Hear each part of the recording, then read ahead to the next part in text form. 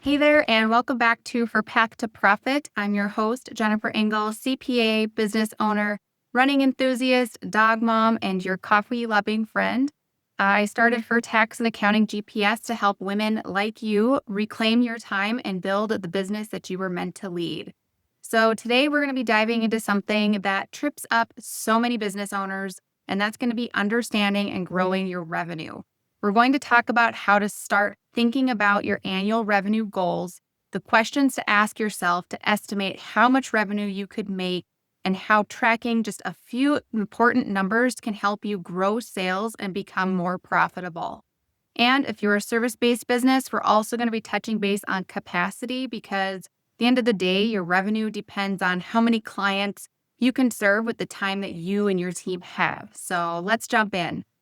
When I sit down with business owners, one of the first things that I'm going to ask them is, what is your revenue goal for the year? And so often I get a pause, probably a guess, because they're really not sure or they haven't taken the time to really think it through as to what that number could or what it should be. Or they have a number in mind, but really have no idea if it's realistic or how they're going to reach that goal. This is where we really need to slow things down and start asking better questions, not necessarily complicated ones, but just clear ones. So, if you sell products or services, you really just need to think about what it takes to make a sale. Where are your customers coming from? Where do they hang out? How can we find more of them? How many of them actually buy something from you or book a call with you? Is there anything that's stopping them from purchasing? What actions are they taking before they decide to buy? What's your most popular product or service? Or what do they tend to buy together? And how often are people buying from you? You don't need to know every number off the top of your head, but just by asking these types of questions, you really start to uncover the levers in your business that are going to drive your revenue forward and help you to start understanding what numbers you should be tracking to help your business grow. These numbers are going to give you insights into your business so you can see what's working and so you can do more of that and really start to let go of the things that aren't really helping you grow. So let's say, for example, you sell online. The number of people visiting your website really matters. If your traffic goes up, sales are probably going up with it. So one of the things that you might start paying attention to is how many people are landing on your site each day and what they're doing once they get there. Are they clicking around? How long are they hanging out? How far down are they scrolling on the page? Are they adding things to their cart? Are they leaving before they check out? Tracking just a couple of these behaviors can give you huge insights into how your revenue is performing and where there might be room to improve. And improvement doesn't have to mean that you do a full rebrand and a whole new offer. It could really be as simple as streamlining your checkout page, changing the number of options that are available to your customers so they don't get hit with decision fatigue. I mean, how many times have you sat there at a checkout page trying to decide between red and black, or red, black, and purple, whereas if you had less options, you wouldn't get that decision fatigue. Or maybe just removing that discount code that's available to avoid your customers leaving the checkout page to search for those discounts that may or may not exist, and then they just forget to come back. Now let's just shift gears and let's talk a little bit about the service-based businesses, which are going to be coaches, consultants, creatives, accountants like me, people who are providing their time, talent, and expertise to others. In service-based businesses, it's especially important to understand what's driving your sales. Where are your leads coming from? How are they finding you? How many of those leads are turning into paying clients? These are all questions that are going to help you to understand your sales process and what's needed to grow.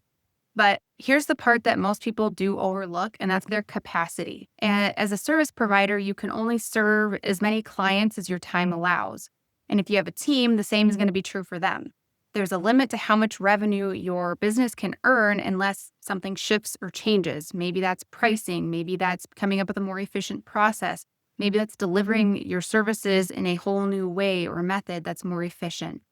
This is why I really love looking at things like revenue per hour or revenue per team member, not because we want to overwhelm you with any numbers, but because those numbers help you make smarter decisions for your business. It's going to help you to understand if you're undercharging for your services. Is there a team member stretched too thin or not being utilized fully? Is your time being spent on work that actually drives revenue, or is it just keeping you busy? The answer to these questions can really be game changers for your business.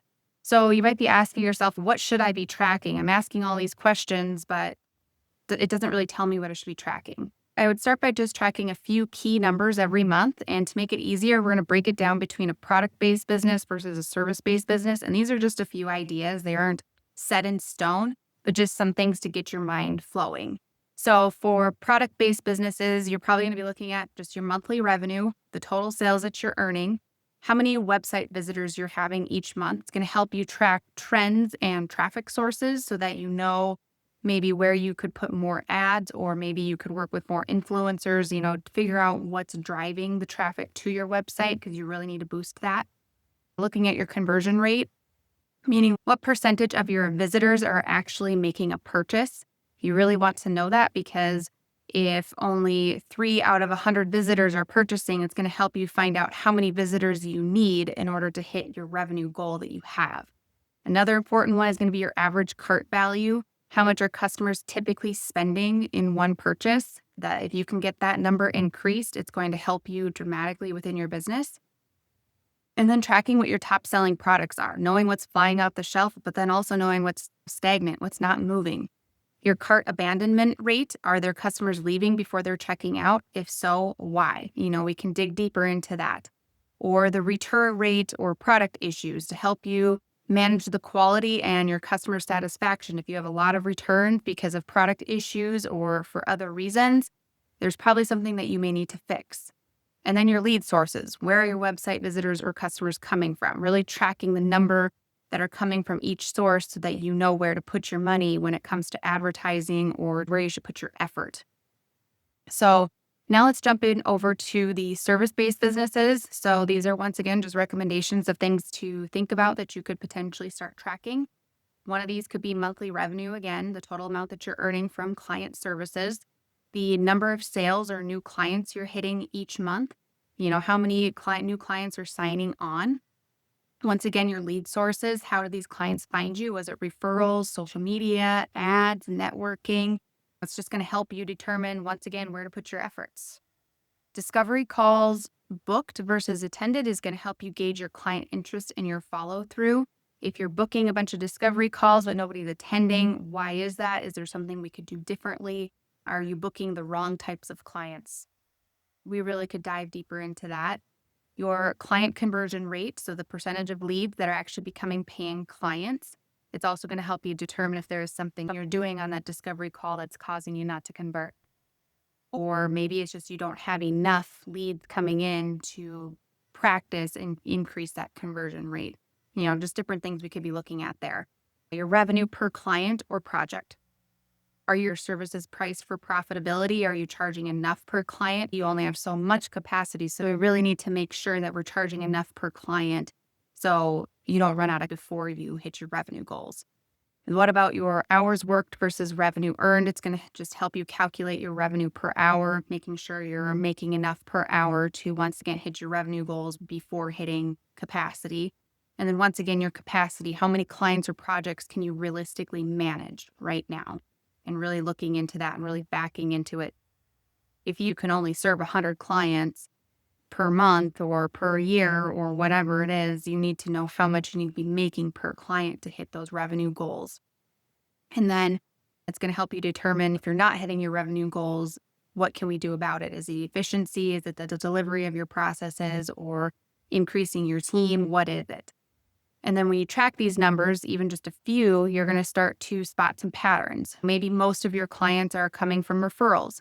Maybe one of your products sells way better than others. Maybe your discovery call conversion rate is dropping. Why? These insights are really going to help you tweak what's not working, double down on what is, and help you grow more intentionally with your business. Maybe most of your sales come from Instagram. Maybe referrals convert higher than cold leads, which is most likely.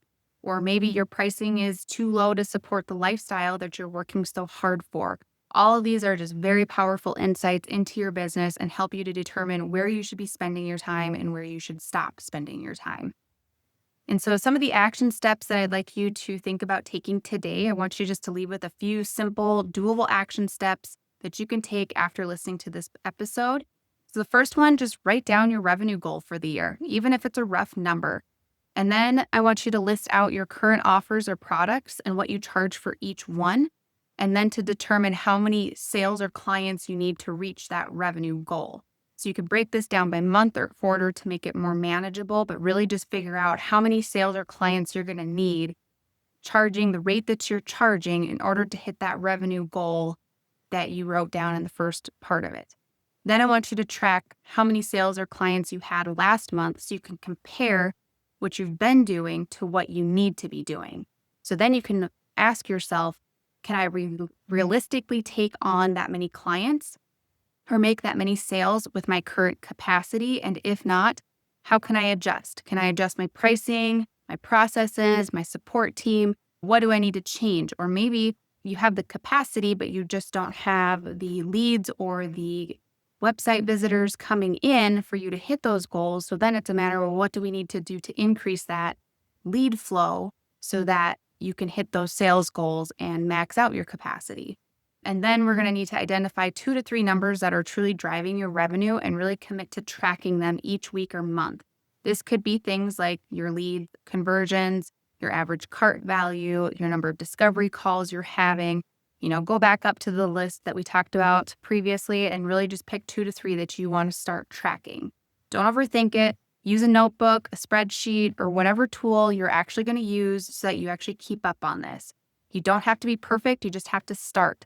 This is how we go from chaos to clarity and how to make sure that your business you're building is actually supporting the life that you want to live.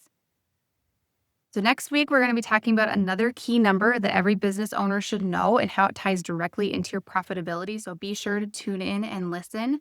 Thank you so much for tuning in today. If you found this episode helpful, don't forget to like, subscribe, and share it with another woman entrepreneur who could use a little clarity and encouragement. And hey, leaving a quick review helps other women find this show and join us on their own path to profit. And if you're feeling overwhelmed or ready to take the next step in your business, and you'd like some help, feel free to book a free discovery call with me at hertaxgps.com. Whether you need help making sense of your numbers, setting realistic revenue goals, or figuring out what to track, I'm here to guide you. Let's just get your business working for you, not the other way around. But until next time, keep chasing clarity, not just chaos. You were meant to build more than a busy schedule. You were meant to build a business that brings you freedom, confidence, and profit.